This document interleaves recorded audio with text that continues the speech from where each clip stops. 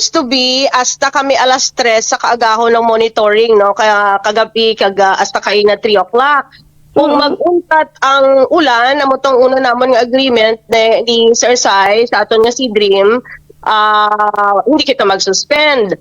Kaya lang, tungod sang sige-sige man nga ulan, halin pa kahapon, no? And then, alas 11:30 na ako nakatulog eh.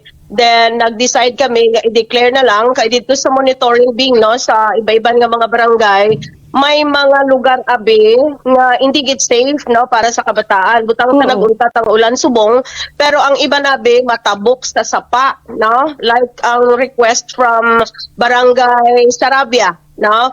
May mga eskwelahan kita dira, like dira sa mga area sang Takilay.